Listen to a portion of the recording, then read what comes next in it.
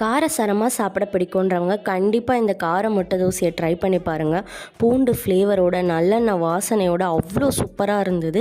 எப்படி செய்கிறதுன்னு பார்க்கலாம். ஒரு பேனில் 1 டீஸ்பூன் அளவுக்கு நல்லெண்ணெய், 1/4 ஸ்பூன் சீரகம், 20 பல்லு பூண்டு, ஒரு சின்ன சைஸு தக்காளி, 3 காஞ்ச மிளகாவை ஒரு 5 நிமிஷம் லோ ஃப்ளேமில் நல்லா வதக்கிட்டு 1/4 ஸ்பூன் உப்பு சேர்த்து ஃபைன் பேஸ்ட்டாக அரைச்சி எடுத்துக்கோங்க.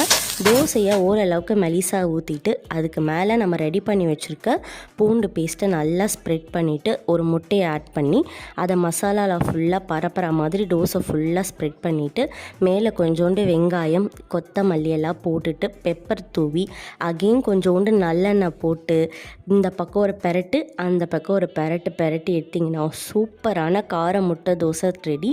கண்டிப்பாக ட்ரை பண்ணி பாருங்கள். முட்டை வேணான்றவங்க வெறும் அந்த பூண்டு மசாலா கூட போட்டு சாப்பிடுங்க. வேறு லெவல் டேஸ்ட்டில் இருக்கும். ஒரு மஸ்ட் ட்ரை ரெசிபி. கண்டிப்பாக ட்ரை பண்ணி பாருங்கள்.